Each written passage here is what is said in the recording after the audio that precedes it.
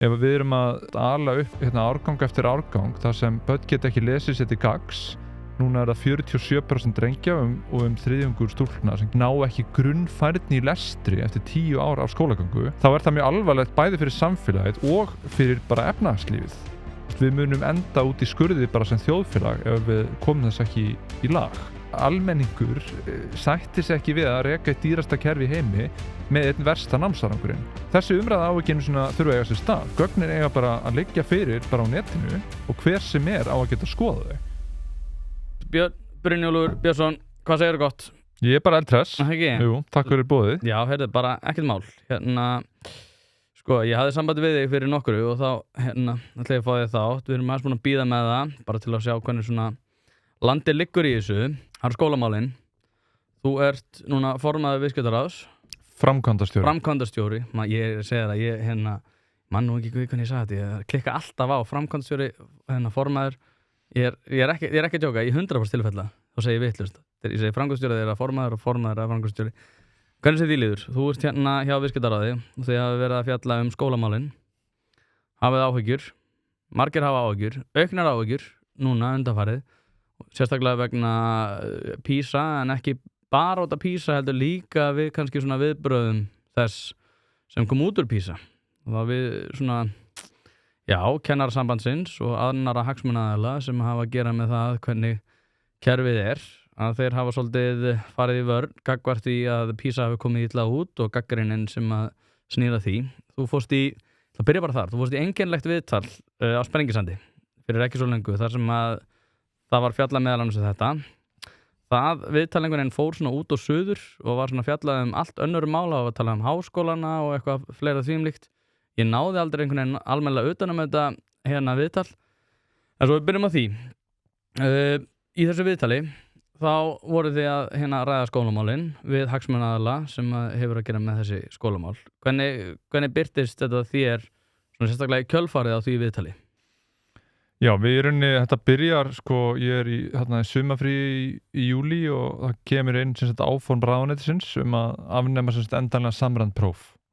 Og í staðinn á að koma svokallaði matsferill og samkvæmt skýrslu starfshóps frá ráðuneytinu eða stjórnvöldum þá á þessi nýji matsferill hann mjög óljós að mörgu leyti og það stendur til dæmis að flest prófin í honum eiga að vera valkvæð og þá taka þau á mismunandi tímum. Kom ekki skýrt fram hvaða próf og hvað þetta prófa, þannig að það átti að afnema í rauninni síðasta samræmda námsmatið í kerfinu án þess að neitt einhvern veginn væri skýrt hvað þetta kom í staðinn. Og síðan það sem okkur fannst verst við þetta að í þessum tillögum starfshópsins lagt til að upplýsingalögum sé breytt, þannig að niðurstöður námsmats í grunnskólum verði ólöglegt að birta þau gögn.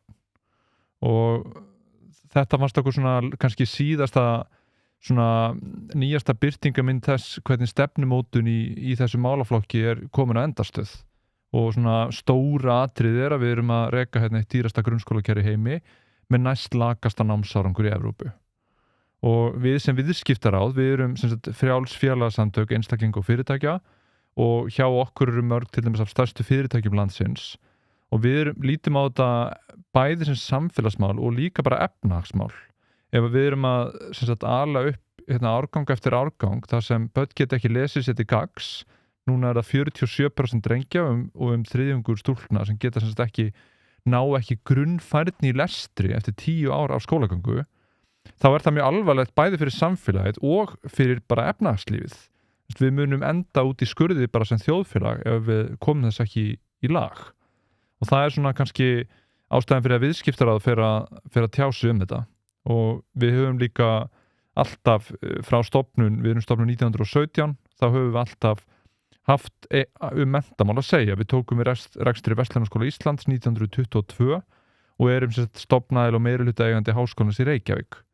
Þannig við höfum alltaf líka beitt okkur í menntamálum og haft skoðanir á því hvernig við getum haft menntakerfi sem best til að tryggja samkeppnishæfni landsins, þar að segja að Ísland geti keppt við önnur ríki fólk og fjármagn og fyrirtæki og fólk og fyrirtæki vilji vera og starfa. Það og ég sammálaður, þá ætla ég að reyna að bregða mér í líki einhver sem ósammálaður. Og nú myndi eflaust einhver segja nei, ég sé alveg í gegnum því, Björn. Ég veit alveg hvað þú ert að reyna að gera hérna. Þú ert að reyna að verja fjármagnseigendunar og dreifa umræðinu hagsmuni þeirra sem að minna mega sín á dreif með því að vera að færa rök fyrir því að kennarar eiga í rauninni að vera á lakari kjörum heldur en þeir eru í dag. Við vitum alveg okkur, viðskiptaráðið drullu sama börnun okkar. Sem viðskiptaráðið er að hugsa er að reyna að koma á laginnar umræðu kjör kennara út af því að þið vitið að samningar eru lausir báðir. Þetta er ekki tilviljun, þið fáið mokkan hérna með ykkur sem bara sjávarútvegsafl til þess að reyna að, eins og segi, rýra kjör þeirra sem að minna mega sín. Og það sem að þú náttúrulega gerir fyllilega grein fyrir er að ef að ykkur tekst að koma ákveðni rýrð á orðspor þeirra sem eru í þessu kerfi að þá mun almenningur og foreldrar fara að beina spjótu sínum að kennurum þegar að spjótin eiga náttúrulega að beinast að hagsmunaaðilum innan þessara kerfa sem eru að drepa allt sem að við kemur öllu samfélaginu. Þetta er úrelt nýfrjálshyggju hugmyndafræði sem að byggir á því að einstaklingurinn sé bara eitthvað eiland. Við vitum alveg, við sjáum alveg gegnum þetta. Þið eru bara að reyna að berja í trommurnar þangað til að kjarasamningar hefjast. Já, þetta er svona, við höfum heyrt þessa möndru nokkur sinnum og þetta er kannski svona dæmi tilraun til að drepa málum á dreif. Við erum að tala námsmat í grunnskólum. Við erum ekki að tala kjarasamninga kennara. Við erum ekki að tala neitt annað. Og mér finnst líka áhugavert að okkur fyrst var okkur gert upp að við vissum ekkert málið þóttu við hefum rekið menntastofnanir í yfir 100 ár og svo kom þetta, við varum með annarlega hvatir, vildum gera lítið úr skólastarfi í ákveðnum skólum og slíku en þetta er einmitt öfugt. Í okkar huga er ríkið skyldar okkur til að senda börnin okkar í grunnskóla, þannig að það er skólaskylda á Íslandi. Og í mínum huga er bara sjálfsögð lágmarkskrafa að almenni borgarar og þeir sem að senda börnin sín í þessa skóla eins og þeir eru skyldaðir til, að þeir sjáu hver er árangurinn af þessari kvöð. Það er að segja við sendum börnin okkar í skóla í 10 ár í grunnskóla, hvað fáum við í staðinn í formi færni barnana? Eru börnin að læra að lesa, reikna, eru þau að læra grunnatriði náttúruvísinda? Og svara við öllum þessum spurningum í sífellt meiri mæli nei. Og það sem er ennþá verra og er eiginlega öfugt við það sem við erum sökuðum er að þetta kerfi sem við erum með í dag, þar sem öll gögn eru falin og við vitum ekki hvernig gengur í einstökum skólum, það leiðir til þess að börn sem eru til dæmis af tekjulægri heimilum eða heimilum þar sem foreldrar eru með minni menntun eða börn innflytjenda, þau verða meira eftir heldur en önnur vegna þess að foreldrar fjármagnseigendana eins og þeir eru kallaðir þeir kenna börnunum sínum að lesa og reikna heima og börnin þeirra fá þá alltaf gott uppeldi í rauninni og læra þessa færni heima hjá sér en þannig að þetta snýst í rauninni kannski ekki síður börnin sem eru ekki með stuðningsneti heima og þá verðum við að sjá, eru þau þá að fá þessa grunnfærni í skólanum af því að grunnhugsun svolítið í þessu grunnskólakerfi er að skólinn séu jöfnunartæki, það er að segja að það séu jöfn tækifæri og þarna kannski lendum við í því að það virðist vera einhver svona hugmyndafræði sem er að keyra margt að þessu áfram og það líka skýrir þetta að við séum ásökuð nýfrjálshyggju og svona þegar við erum bara að tala að kenna börnum að lesa og fyrir mér er þetta svona hef ég séð að við erum að tala fyrir jöfnum tækifærum, þar að segja börn hafi sömu tækifæri og þau geti komist áfram á eigin verðleikum, að þau allir fái sömu grunnfærni og það séu hvatar til að leggja sig fram, ná árangri, keppa við aðra og það séu svona hvetjandi umhverfi í grunnskólakerfinu og þetta umhverfi byggir þá jöfnum tækifærum en svona hugmyndafræðin sem við erum að mæta, hún snýst meira jafnar útkomur. Það er að segja, það skiptir ekki máli, það á ekki að skipta máli hvað þú gerir eða hvað þú leggur hart að þér, heldur eigi allir að enda á sama stað. Og það er rauninni svona hugmyndafræðilegur ágreiningur kannski. Já, ég er alveg sammála því. Ég ætla að halda aðeins áfram að vera hagsmunaaðilinn. Ég er bara Björn ósammála því að fátækara fólk sé eitthvað verri í stakk búið til þess að ala upp sín börn. Ég les alveg líka fyrir mín börn þrátt fyrir það að vera lágmarkslaunum. Það sem að þú ert náttúrulega að segja er að þú ert að horfa í gegnum þetta gegnum níðþrönga Nýfrjálshyggju nálar auga perspektíf þar sem að ekkert hort á heildarhagsmuni. Þú veist alveg hvað gerist ef við fáum þessar niðurstöður það. Ef all gögn eru bara opinber, þá fyrir það að leiða af sér að ákveðnir hópar flytjast á ákveðin svæði þar sem að þeir standa sig betur. Við erum að fara að sjá stórkostlega stéttaskiptingu byggt á því að hinni ríku munu bara verða, við erum ekkert að fara að sjá blandaða byggð út að hinni ríku munu bara búa á einu stað og hinni fátækur munu bara búa á einu stað, sem að veldur því að vesturskólarnir halda áfram að verða verri og það verða erfiðari krakkar í þeim skólum sem að eru standa sig verr.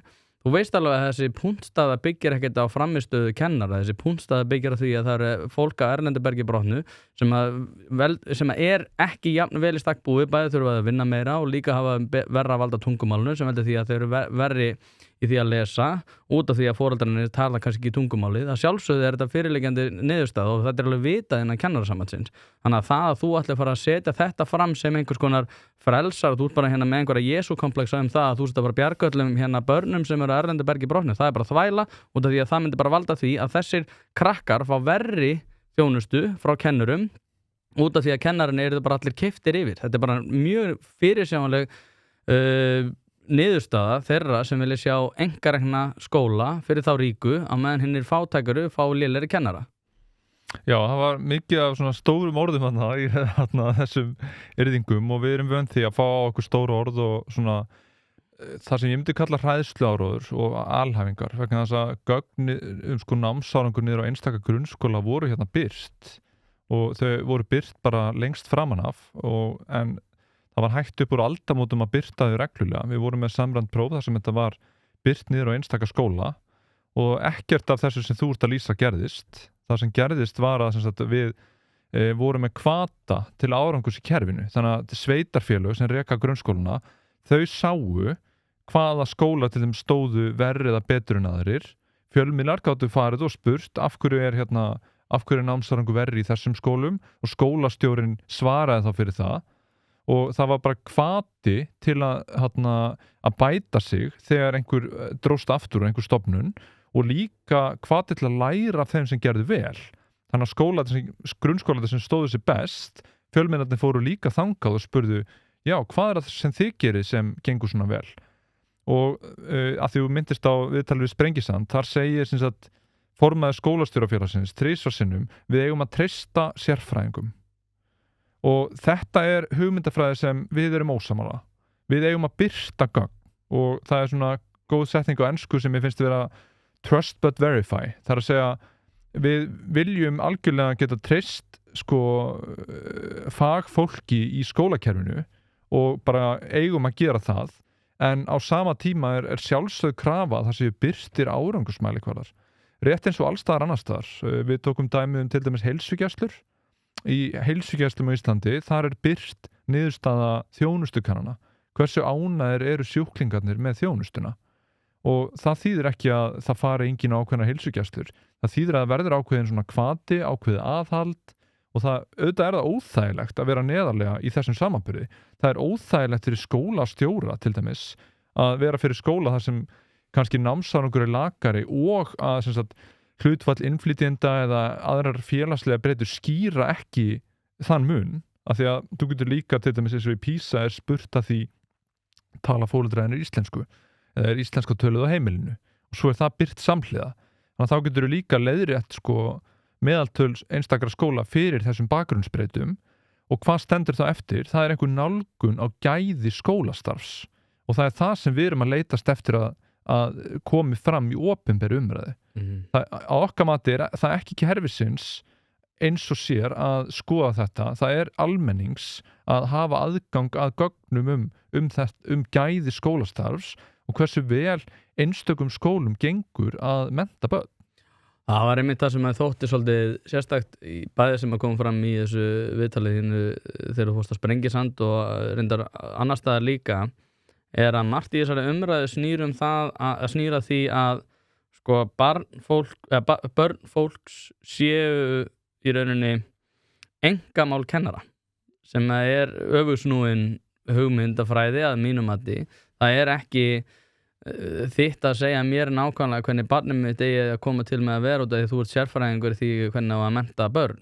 það að ég geti treyst á það og ég set bæði peninga og barnið mitt á ákveðin stað yfir mjög langan tíma dagsins byggir á því að ég geta treyst því og að geta komist að því ef að þú ert standað illa og það er þetta sem að ég er sammálaður sko, ég búið að vera alveg sérstakt í allir þessu umræðu að sko að við eigum bara einhvern veginn að loka augunum og fylgja í blindni þegar að í rauninni við eigum að geta náttúrulega gengið að í vísu ég meina, og eins og segi, ég er sympatísku gagnvart þessum hugmyndum það að félagsfræðilega breytur geta sko útskýrt eins og þú birtir gögn hana frá 2012 við vitum alveg að það eru undirliggjandi félagslega breytur sem að vissulega hafa áhrif á þessu stöðu en aftur á móti þá þurfum við samt að hafa punktstöðuna til þess að geta móta okkur einhvers konar framtíðarskref til þess að taka á þeim aðstæðum og það er feimnismál sem að ég kemur mér svo mikið óvart. Þú lagar ekki þessi félagslu vandamál með því að fela gögnum. Nei.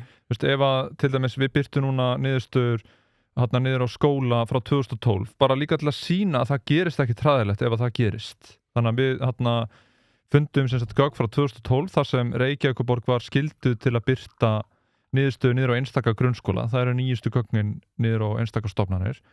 Og þar voru skólar til dæmis í Breiðholti neðar og við vitum að það er til dæmis hærra hlutfall innflytjenda og þetta er þá eitthvað sem er gott að vita og þá er þetta að spyrja, já, hvernig skiptist þessi mismunur? Er þetta börn innflytjenda sem eru lakari eða er þetta líka börn til dæmis þeirra sem eru Íslendinga, þar að segja börn sem eru, þar sem foreldrarnir eru líka fæddir hérna og börnin eru að tala íslensku, af því að það er kér stefna líka sem heitir skóla án aðgreiningar, þannig að börnin eru alltaf saman í skólastofu og þá myndi ég vilja vita, er til dæmis sú blöndun, er hún að virka eða er hún að leiða til lakara námsárangus fyrir alla? Þetta eru spurningar. Hún er að því, það er alveg en það vantar gögnum þetta já, og við getum ekki og það er rauninni það sem gerist er að það verður óþægilegt og það fer á stað miklu gagnrýni umræða þegar við förum að sjá einhverja tölur. Já, ég alveg sammálar og ég menna eins og með ég hef unnið með fötluðum í 15 ár og ég veit alveg að skóli án aðgreiningar var hræðileg frá upphafi og sérstaklega fyrir þá sem hún átti kannski að hjálpa mest sem að var fólk með mikla þjónustuþarfir út af því að það var náttúrulega það var vitað fyrirfram að ef að þú myndir dreifa þessu þannig að allir ættu bara einhvern veginn að vera með öllum og þeir blandað að það myndi það koma verst niður á þeim krökkum sem að það væri með mikla þjónustuþörf út af því að það væri kennari sem að þyrfti þá að veita þeim athygli samhliða öllum hinum 20 nemendunum og þegar þessi umræða fór á stað þá bara hreinlega ég skildi ekki hvernig fólki gat dottið þetta í hug en það hef ég heyrt frá foreldurum barna sem eru mikla þjónustuþörf að þetta hefur komið mjög mikið niður á sínu barni og náttúrulega líka öllum börnunum sem eru líka í kennarastofunni sem að fá þá lakari þjónustu út af því að það er mikil þjónustu þörf hjá einum einstakling. Já, en þarna, þú segir þetta og þetta er þín tilgáta, þú hefur engin gögn til að prófa hana. Ef að okkar stefna er ofan á, þá getur þú farið bara á vef menntamálaráðuneytisins eða stofnunar þeirra og leikið með gögnin. Þú getur leikið með námsárangur og sundurliða eftir því hvort að íslenska sé töluð á heimilinu. Þú getur skoða skóla þar sem er meiri blöndun, eru þeir að verða neðar og ef að tilgátan þín er rétt, þá eru til dæmis þá er námsárangur allra barna þar sem er til dæmis hærra hlutfall innflytjenda, þá er námsárangur allra barna þar lakari.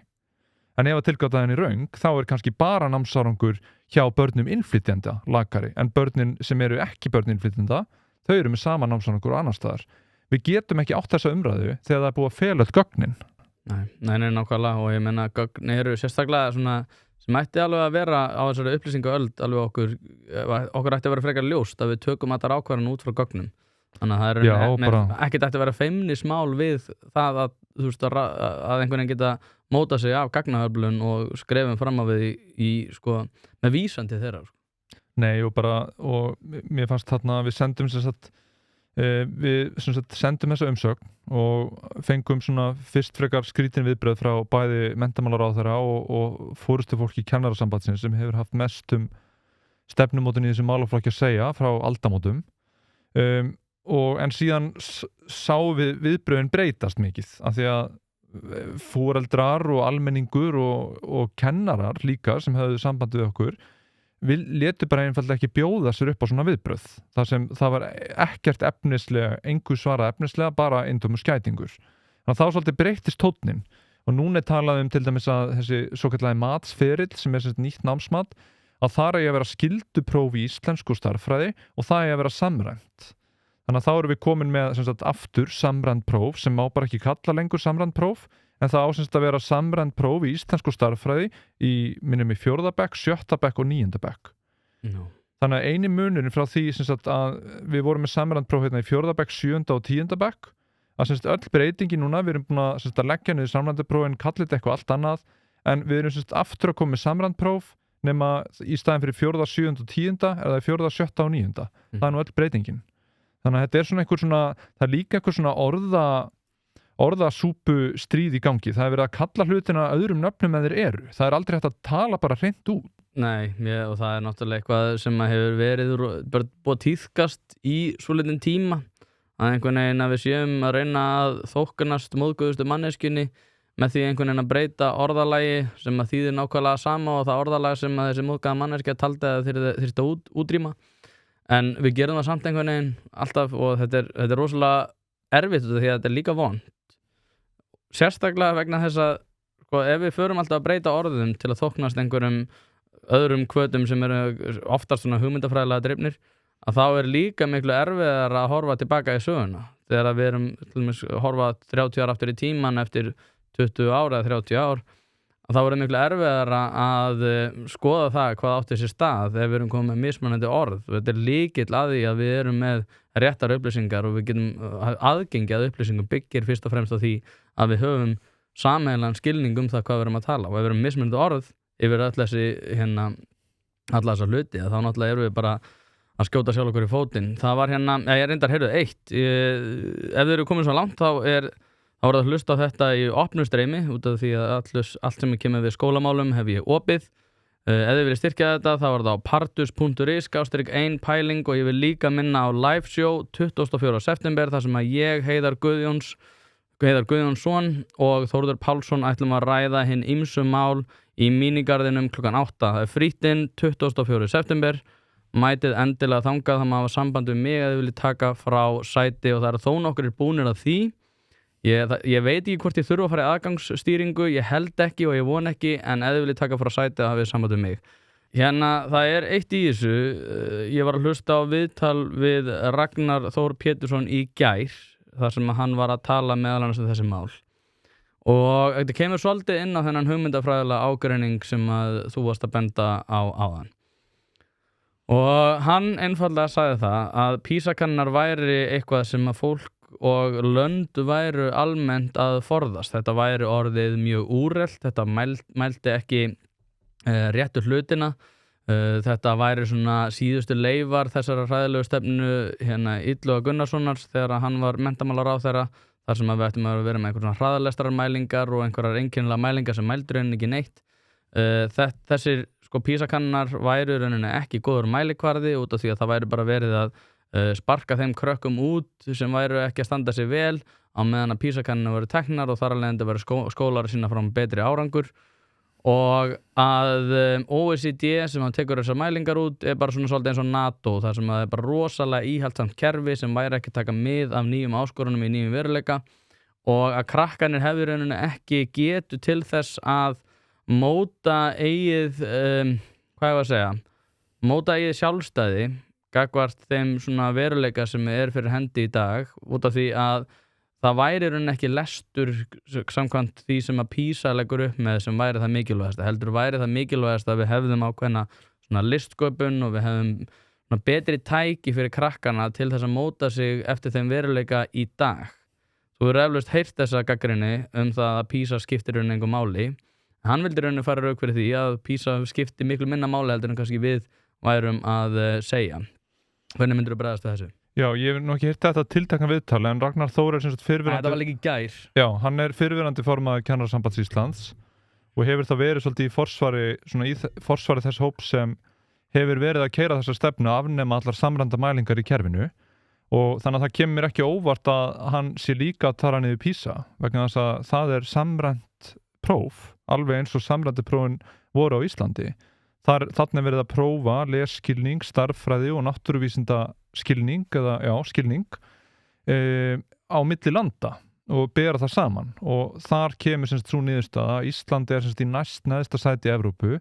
Eina ríki sem stendur sér verr Grikkland og þetta bara það sem gerist að auðvitað þetta líka óþægilegt og þetta ástæða þess að svona mikil gagnrýni núna að koma á grunnskólakerfið og það ekki samsæri fjármagnsaflana, þetta bara almenningur sættir sig ekki við að reka eitt dýrasta kerfi í heimi með einn versta námsárangurinn. Og hvað gerir þá Ragnar eins og í þessu viðtali? Hann veffengir mælikvarðan. Hann segir, já þetta ekki árangur, lestur ekki árangur, við þurfum að mæla eitthvað allt annað, við þurfum að tala eitthvað allt annað sem ekki hægt að mæla. Þannig að það í rauninni, þetta hefur verið svolítið viðkvæðið hjá þessum hópi, forystu fólki Kennarasambands Íslands, að ráðast alltaf á mælingarnar, gera lítið úr þeim og veffengja þær. Þannig að þetta bara í rauninni bara eitt viðtalið í þá átt sem bara við bara höfnum þessu. Þetta bara á okkar mati rangt. Við eigum að kenna börnum að lesa, reikna og kenna þeim grundvallar þekkingu náttúrufræði. Síðan listsköpun, skapandi hugsun, þetta allt bara, við erum ekki að ræða þetta. Þú bara byggir þetta ofan á, en alveg sama hvað þú ætlar að gera í lífinu, þetta svona þríþætt grunnfærni sem bara mjög mikilvægt að hafa og sérstaklega lesskilningurinn. Og þar erum við bara með skelfilegan árangur.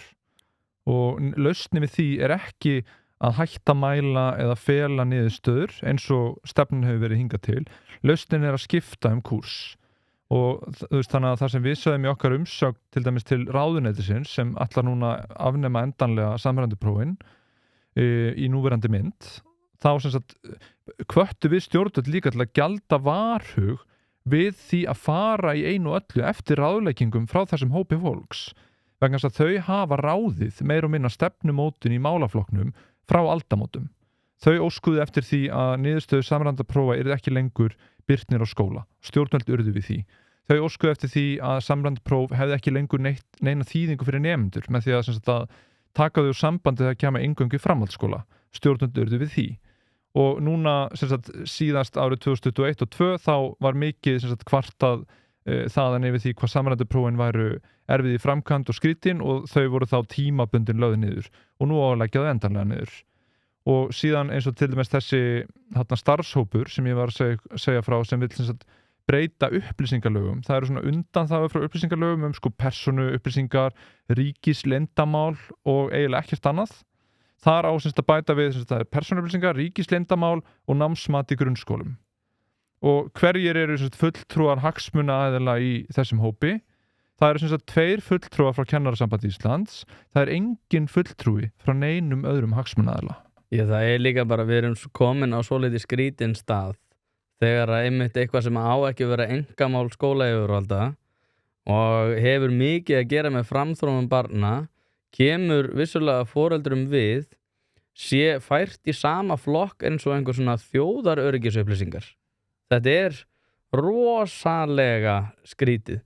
Og ég ég held svo við farum þetta aðeins líka á svona víðara samhengi út af því að ég get skilið það að einhver sem bara hjartanlega ósammála okkur sé bara tekur þau rök sem að ég fór fram með sérstaklega henni upphafi og það sem ég var að nefna með það sem að Ragnar Þór hefur verið að fjalla og bara, já, ég bara ósammála ykkur það að þetta, ég horf bara heilda myndina, ég tel að við eigum að jafna tækifæri og ég held að það birta upplýsingar sé ekki það rétta.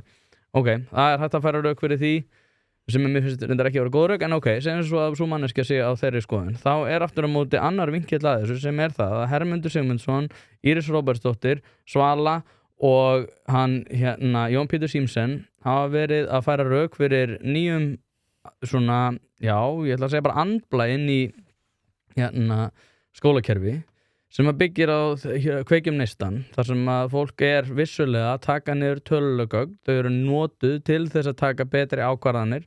Þetta eru búið að reyna á þessu gögn á mjög marga máta, það alltaf verið að segja að þetta sé eitthvað svona sér Ísland og sér fyrir Vestmannaeyjabæ, það bara þvæla, þetta rauninni byggir fyrst og fremst á finnska kerfinu sem er náttúrulega frægt fyrir það að standa sig hvað best, þar sem með töluleg gögn eru notuð til þess að taka betri ákvarðanir. En þessi umræða kveikjum neystan og það að breytum kúrs hefur bara verið þögguð niður og eins og segi, svo manneskja sem alveg bara hjartanlega ósammála okkur, ég get alveg skilið það, en þá samt hinvinkillinn sá að það fólk sem að gera þetta miklu betur með ekkert svakalega miklum kerfisbreytingum, aðrar en þær að fólk og krakka og börn, þar að segja, eru látin hafa áskoranir eftir getu, sem veldur því að þau ná miklu betri árangri eftir því sem að tíminu líður. Og það sem hefur svona farið mest fyrir brjóstið á mér ekkert endilega það að allir sé ekki sammála viðskiptaráði og þeirra áhyggjum og þeirra áherslum. Heldur það að það sé fólk sem til, sem hefur verið að sýna betri árangur í Lindarskóla og í Vestmannaeyjum með nýju kerfi, örugglega einhverjir skurðpunktar sem að leggjast það sama og það sem að viðskiptaráði að leggja til með. En það bara hægt að ýta því út á borðinu og það hægt að þakka hann og ég búin að vera í þessu eins og segi, ég held þetta ekki fyrsta viðtalið fyrir 2 eða 3 árum og ég búin að vera einhvern veginn öskra í tómið, en það til betra kerfi, það verið að nota það, en það bara einhvers konar stórundalegt skugga neitunarvald, hagsmunaaðila það að það sé bara hægt að segja, já, nei, þetta bara eitthvað sem að okkur kemur ekki við. Já, við sjáum allavega einhverja breytingu núna, af því að í áformanum í sumar til dæmis, þá áttu öll prófin að vera valfrjáls og þetta átti alltaf að vera ómæranlegt og á mismunandi tímum en núna til dæmis var viðtal við sviðstjóra matsviðs, menntunar, miðstöðar og skólaþjónustu. Þetta þarna munnfylli og þar sem sagt, í því viðtali kemur fram að, sem sagt, að núna eiga þetta að vera sem sagt, samræmt, matið að vera samræmt og það að vera skylda í íslensku starffræði. Þetta miklu skýrar en það var. En í sama viðtali kemur fram að það megi ekki birta niðurstöður verði ekki birta niður á skóla vegna þess að gæta verði að persónuverndarsjónarmiðum. Og þarna fær maður aftur í þessar umræðu að það eins og maður það sé ekki hægt að ræða hlutina efnislega vegna þess að það sem við erum að biðja hefur ekkert með persónuvernd að gera. Ef þú ert með 50 manna árgang eða 100 manna árgang og birtir meðaltal fyrir þann árgang, þá ógnar það í engu persónuvernd og þannig að það verið að tína eitthvað til sem ekki raunveruleg svör. Þannig að það rauninni verið svolítið að ofta tala eitthvað annað eða koma með einhverja rangar ástæður eða segja allt þessu flókið. Það aldrei við höfum rætt mjög margt í viðskiptaráði og rökrætt margt. Við erum til dæmis í umræðum tollamál og það eru miklu betri umræður vegna þar fáum við bara andstæðingar sem koma með efnislegur rök gegn okkar málflutningi, en hérna koma punktar og tilsvör sem ekki einu sinni efnislega rétt. Þannig að það einhvern veginn, þetta búið að vera svona furðulegt átak og við sem sagt, eftir þetta viðtal þá sendum við upplýsingabeiðni til sem sagt menntamálaráðuneytisins. Við vorum óhress með að sjá að það átti greinilega ekki að bregðast okkar umsögn þar sem við erum að kalla eftir auknum gagnsæi. Þannig að við óskuðum eftir þrennum tegundum af gögnum. Við óskuðum eftir PISA-niðurstöðum, við óskuðum eftir samræmdum prófum og við óskuðum eftir skólaeinkunnum. Við óskuðum eftir þessu sundurliðu niður á skóla. Já, niður á skóla, ekki niður á krakka. Nei, bara auðvitað ekki, en það höfum við engan áhuga á því og þú veist, ég veit ekki eins og hvort að það enginn að tala það. Við erum að tala að reyna að meta árangur af skólastarfi. Við erum ekki að tala að birta nöfn einstaklinga, en þetta eru það persónuupplýsingar og bara enginn að tala það.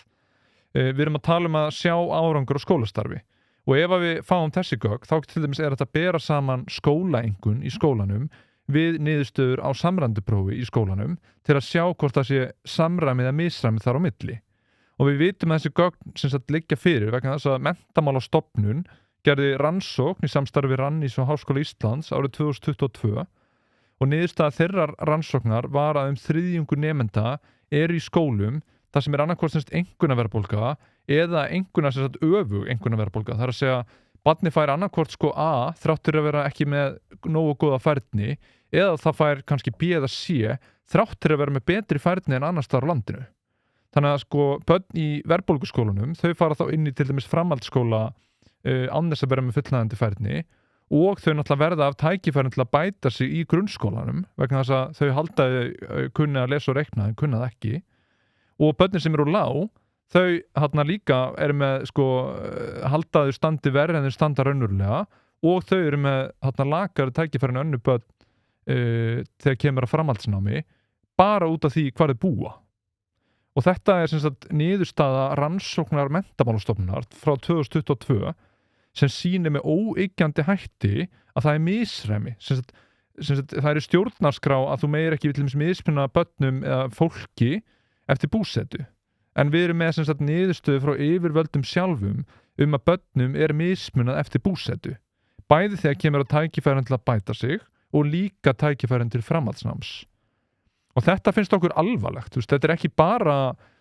bara svona já þetta verður nú betra svona og þetta verður nú betra hinsegin það er verið að brjóta hérna grundvalla reglu í okkar samfélagi reglu sem er bundin í stjórnarskrá og á okkar mati er þetta alvarlegt og við finnum það bara á viðbrögðum kennara og foreldra að fólk sættir sig ekki við þetta fyrirkomulag og það verður engin friður menntakerfi fyrir en þessi hluti verða komnir í lag og þá sérstaklega hvað varðar þetta brota og jafnræði. Já, eins og segja, þetta er svo, ég ætla ekki að segja þetta er bara svo einkennilegt ég mæli með þeim ég nefndi það stuttlega en ég er búin að nefna 2-3 þetta viðtal á Sprengisandi þar sem að hvað heitir maðurinn sem þú tala við? Þorsteinn Sæberg, formaður skólastjórafélags Íslands sem er einn af 7 formönnum kennarasambandsins, það eru svona regnhlífarsamtök 7 annara samtaka og svo er þar 8. formaðurinn líka þannig að það er 8 formenn í kennarasambandinu. Já, akkurat, einmitt. Ég sendi á hann fyrirspurnum að koma í hlaðvarp og að ræða þessi mál og hann hefur ekki orðið við þeirri beiðni og hann hefur reyndar ekki svarað mér þannig að ef þú ert að hlusta Þorsteinn þá vil ég fá þig í spjall það held að yrði gaman að spjalla þetta en ég ætla að segja það sem ég fannst þetta viðtal út af því að ég var að grilla hérna grísanhakka úti í garði og ég var svo ofta að spóla tilbaka til að reyna að skilja hvað var að eiga sér stað og ég eyðlaði matinn þegar ég brenda hann en ég bara náði ekki alveg ég var sko gagntekinn af þessu viðtali út af því að ég bara náði ekki hvað umræðan snerist og það var reynt að einhvern veginn svona beinaði aftur að því sem umræðefni var en það mistókst í hver einst tilraun það sem var svo sérstakt í þessu líka sko og það stakk mig alveg sérstaklega ég bara rifið ég hef ekki hlustað á þetta síðan ég var brendi krísanhakkana í garðinum það var eitt sem ég man svo vel eftir að hann sagði alltaf sko svona eins og það væri svona annarlega hvatur á baka hvað ætlaði að gera við þessi gögn af hverju viltu sjá þetta og ég hugsa alltaf af hverju viltu ekki birta hvað er það sem þú vilt ekki birta já ok, það er þetta að fara rauk fyrir því þetta er þá hvernig skekkja bara í því hvernig samfélagið þróast í því að það er ekki bara áþreifanleg stéttaskipting þeirra sem búa á ákveðnum stöðum og þeir sem búa á öðrum stöðum það er þetta að fara rauk fyrir því að það sé á ákveðnum stöðum Breiðholti er ekki eins og Garðabærin og þar fram eftir götunum en ég er samt sko á þeim buxunum ef þetta er rekið hjá henni opinbera sem ég er í sjálfu sér ekkert á móti að þá þurfum við samt að geta tekið ákvarðin út frá þeim gögnum og það sem ég reynir svolítið að segja er að hljómaði nánast eins og að sko ekki bara það að gögnin ætti ekki að vera birt heldur að það ætti ekki einu sinni þessi gögn ætti ekki einu sinni að vera notuð þrátt fyrir það að vera hulin og almenningi að þá er samt ekki einu sinni að vera að nota þessi gögn til þess að taka betri ákvarðanir innan kerfisins. Nei. Og menn eru líka, þetta er svo mikið dæmi svona kerfishugsun vegna þess að sko við erum með lög upplýsingagjöf og opinber gögn, svo kallu upplýsingalög og þar stendur bara skýrum hætti að öll gögn eiga að vera opinber sem er ekki á þessum undanþágu lista. Þannig að við eigum ekki að þurfa að ræða við stjórnvaldið það hvort að það sé sem sagt, tölfræðileg marktækni í gögnunum eða hvort að séu nú örugglega allar félagslega breytur með eða ekki. Það er engar undanþágur í upplýsingalögum ef að sem sagt, stjórnvaldið metur gögnin sem ómarktæk eða stjórnvaldið metur það að þau sé ekki nógu vel leiðrétt félagslega. Það er engar slíkar undanþágur. Reglan er að allt skuli birt. Þannig að þú mátt bara víkja frá birtingu ef að þetta eru persónuupplýsingar eða ríkisleyndarmál. Þannig að ef að hvorugt á við, þá skal birta gögnin. Þannig að sko, þarna búið að snúa við að sem sagt, við eigum núna að þurfa að fara til stjórnvaldsins og rökstyðja það að gögnin séu, jú, þau eru nú tölfræðilega marktaka okkar mati eða jú, þau eru nú það er nú alveg hægt að lesa eitthvað úr þessu. Þessi umræða á ekki einu svona þurfa að eiga sér stað. Gögnin eiga bara að liggja fyrir bara á netinu og hver sem á að geta skoða þau. Og ef að þau eru síðan tölfræðilega ómarktaka matri sumra, þá færa þeir rök fyrir því. Ef að aðrir telja þau ekki félagslega leiðrétt með nægilegum hætti, þá færa þeir rök fyrir því. En svo umræða getur þá bara átt sér stað opinberlega. Þetta er svona, og þetta er sama með sko ótta við flótta úr skólum til dæmis ef að gögnum eru birt. Segjum að kæmi skóli bara hræðilega út sko óháð sem sagt nemendahópnum. Segjum að það sé ekki hægt að skýra lakari námsárangur með því að sem sagt að það sé haralhlutfall innflytjenda eða eitthvað slíkt. Hvað stendur það eftir? Þá er eitthvað að í skólastarfinu. Og hvað gerist þá? Þá er farið og spurður skólastjórinn og yfirkennararnir og þeir sem að stýra stofnunni, hvað er í gangi hér? Og ef það kemur engin trúverið áætlun og bara fólk forherðist eins og reynslan hefur verið í þessari umræðu, hvað myndir þú vilja gera sem foreldri? Myndir þú vilja senda barnið til þann skóla? Auðvitað ekki. En það er horft á þetta út frá sjónarhóli skólans og skólastjórans, ekki frá sjónarhóli barnsins og foreldrana. Ef að ég væri í hverfi þar sem námsárangur væri hræðilegur og sko óháð nemendahópnum, þar að segja bara út af skólastarfið væri slæmt og það væri engin áætlun hjá stjórnendum skólan sem að gera betur, þá myndi ég fara með barnið mitt eitthvað annað. Og það er ekki slæmt, það væri gott, vegna þess að stjórnvöld eiga að vera að þjóna borgurunum en ekki öfugt. Foreldrar eiga ekki að senda börnin sín í grunnskóla til að það sé þægilegt fyrir stjórnendur þess skóla að vinna frá ári til árs. Þetta eiga að vera þjónustustofnanir, þannig að ef að þjónustan er ófullnægjandi þá eiga foreldrar og börn að geta farið annað. Og það sem gerist í raun er að menn fara ekki annað, heldur að starfið batnar, vegna þess að yfirvöld, til sveitafélag núna, þau sem sagt reka skólana. Ef þú ert til dæmis með sveitafélag sem er með 10 grunnskóla og einn grunnskóli kæmi miklu verr út en aðrir þegar kemur skólastarfi, þá eru flest sveitafélag með svona sérsveitir eða sérfræðinga þá á bæjarstjórnarskrifstofunum eða borgarstjórnarskrifstofunum og geta þá sent á inn til að aðstofa við að koma starfinu upp á það gæðastig sem sveitafélagi krefst. Og eins getur sveitafélagi að sé að já, þessi skóli honum gengur betur en öðrum, færum á milli, dreifum þekkingunni, liftum öllu upp. Og það er það sem gerist þegar þú ert með svona opinbera árangursmælikvarða. En þetta er allt búið að taka úr sambandi. Já, ég er með á svona ákveði sterka vinstri taug í einu sem við kemur þessu málefni. Og það eru kjör. Ég held að og ég hef rætt það áður til dæmis eins og það sé svona mikil aðsókn í það að verða sálfræðingur. Ég held að það sé ekkert voðalega jákvæð vísbending þrátt fyrir það sé gott að það sé til sálfræðingar. En ég held að ef við myndum móta kerfið þannig að það er meiri aðsóknin í leikskólakennara og kennara, þá myndum við þurfa að færa sálfræðinga fram á við. Og ég hef reynt að færa rauk fyrir því og ég held að þetta sko, skólakerfið er ekki það eina kerfið, þetta er mjög algengt innan opinberra stofnana að út af því að ég vinna þess í kjaramálum að til þess að svona ná einhverjum árangri sem kennari þá viltu í rauninni komast í skrifstofustarf án þess að kenna. Það er betra að koma þér í þá stöðu að þú kemst í yfirbygginguna frekar en það að vera að kenna út af því að það eru 18-34% hærri laun við það að vera einhver paperpusher frekar heldur en að vera að kenna á gólfinu. Og þetta er algengt innan opinberra stofnana, það er að segja að þú reynir í rauninni að til dæmis eins og á Landspítalanum, þá er betra að vera hjúkrunarfræðingur og ná þér í einhvers konar diplóm eða MPA til þess að fara frá því að vera hjúkra og þá í rauninni eru færri hjúkrunarfræðingar eftir sem að þurfa að sinna meiri vinnu. Og ég held að sama gildir svolítið um þetta að það er ómikil yfirbygging og maður finnur alveg fyrir því þegar maður ræðir þetta að það eru mjög margir hagsmunaaðilar sem að hafa rosalega mikla hagsmuni af því að kerfið verði nákvæmlega eins og það er í dag og það sé ekki hreyft við því og það er engin annar sem getur komið inn í það kerfi með einhvers konar öðruvísi hugmyndir. Og maður er alveg að sjá það allir með svo allri umræðu þessi mál að kerfið er að verja sig, það er áþreifanlegt, það eru ákveðin aðilar sem ekkert eitthvað sérstaklega greittir lobbyistar, þetta bara fólk sem hefur hagsmuna á því að kerfið sé eins og það í dag. Og ég hef fært rök fyrir því að við höfum jafnvel að hækka kjör kennara og gera þau þannig að það sé betra að vera kennara á gólfinu heldur en að komast inn í yfirbygginguna. Og ég veit nú ekki, ég ekkert með einhverja útfærslu á því nákvæmlega hvernig það því fært í framkvæmd. En hvernig svona þín skoðun á þessu varðað þá kjör kennara? Ekki hægt að færa rök fyrir því að þau séu ekki alveg nógu góð, ellegar myndum við sjá meiri aðsókn í það að verða kennari og kannski minni kulnun og það sem náttúrulega önnur umræða kannski. Sko ef við horfum á grunnskólakerfið þá hefur sem sagt kennurum á hvern nemanda fjölgað og starfsfólki í grunnskólakerfinu hefur fjölgað sem sagt á hvern nemanda og á sama tíma þetta hefur gerst hefur námsárangur farið niður.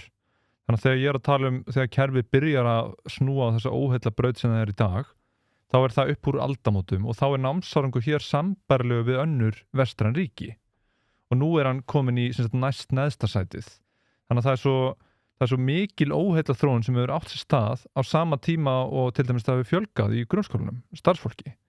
Þannig að ég ekki alveg að sjá að lausnin á því að, sem sagt, að starfsfólki fjölgar og námsárangur fyrir niður sé að hækka laun. Ég bara sé það ekki. Þá var samt fleiri breytur þannig, ég menna eins og síminn komin inn, ég menna ungi krakkar að eyða kannski hátt í þriðjungi af sínum vökutíma í símanum. Það í öllum löndum. Já, það öllum löndum. Menna við þurfum að tala þú veist, hvað hefur valdið því að Ísland fer niður miða við önnur ríki. Þú veist, það snjallsímar og þessi nútíma breytingar, samfélagsbreytingar eiga sér stað alla Evrópu.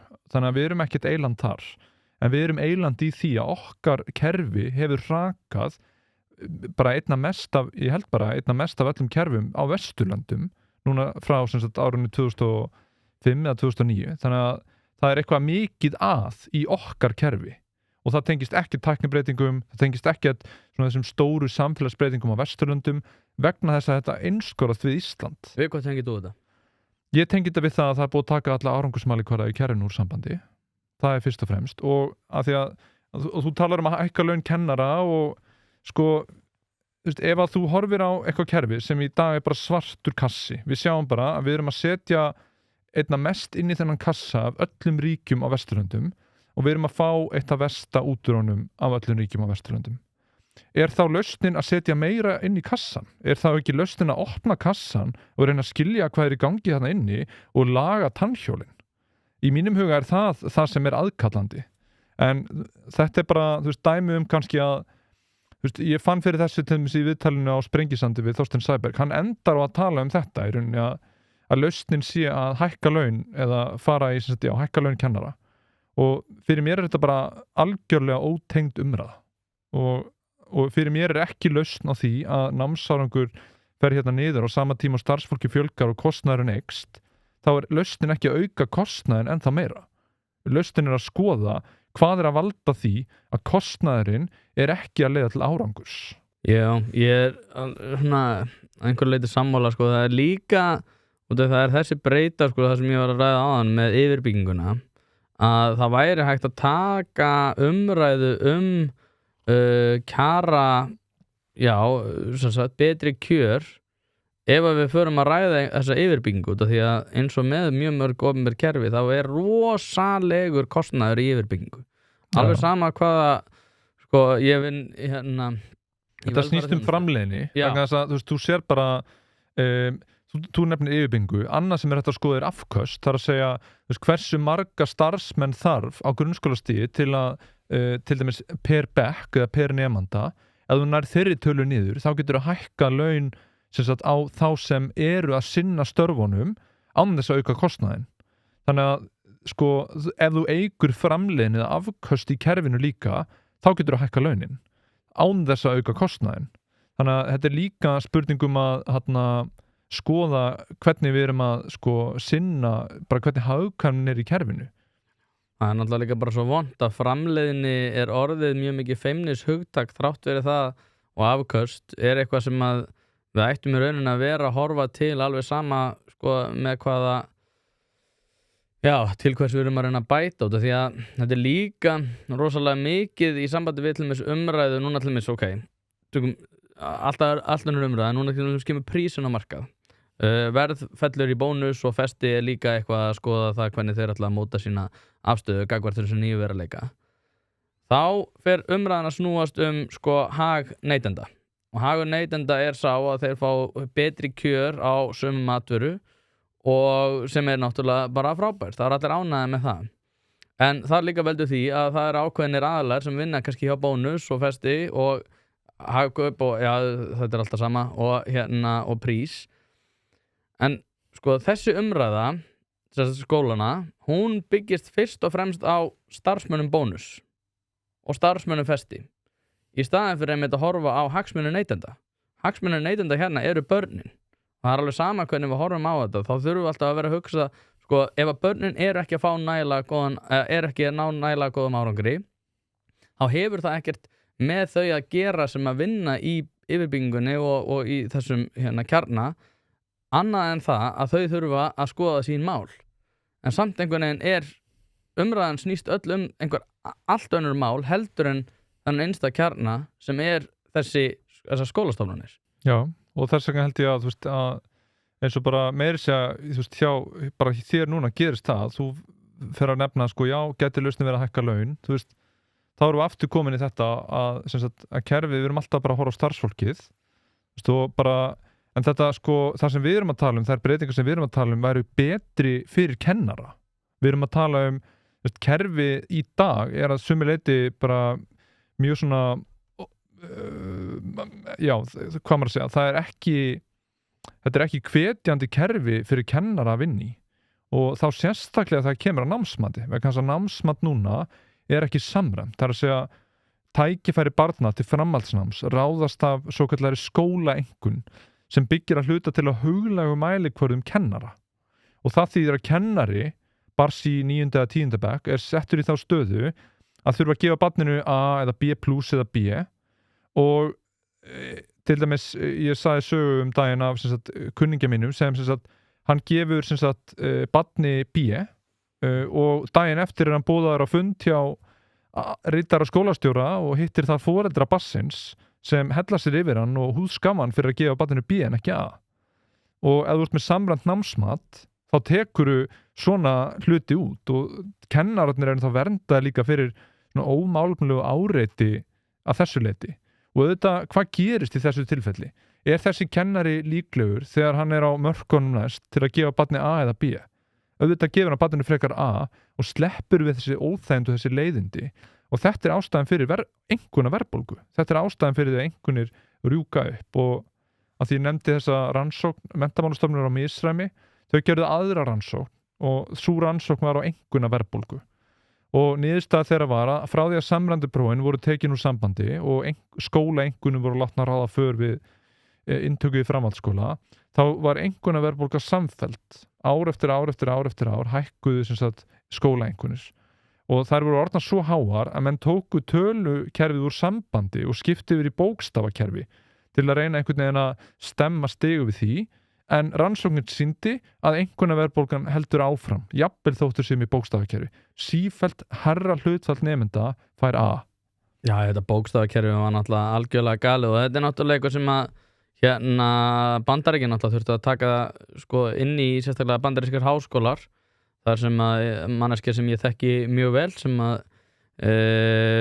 að vinna í admissions í Harvard eða inntöku geiranum í Harvard og hún sagði með það bara að þau þurftu rosalega mikið að vera með inntökupróf inn í ákveðnar greinar í háskólanum út af því að þau gátu ekki tekið mark á þessum svona landlægu mælikvörðum þó að það ættu að vera sameiginlegir að þá væru bara svo allt aðri hlutir sem að væru líka að það væri ákveðin verðbólga í einhvernum sem þau gætu bara einfalda ekki tekið mark á út af því að kennarar í hverju fylki voru að taka mið af þessum árangri og þetta náttúrulega og út af því að við erum hérna á Íslandi þá eigum við að geta verið með mjög góða heildarmynd á árangri nemenda einmitt með vísan til þess þegar að allir eru að taka sömu prófin, þá erum við að sjá raunverulegan árangur. Já, í Bandaríkjunum mjög mikið samræmt námsmat, það þarna GRE og GMAT og SATs. Það utan GRE, ég hef tekið það sjálfur, það utan skólana sjálfra.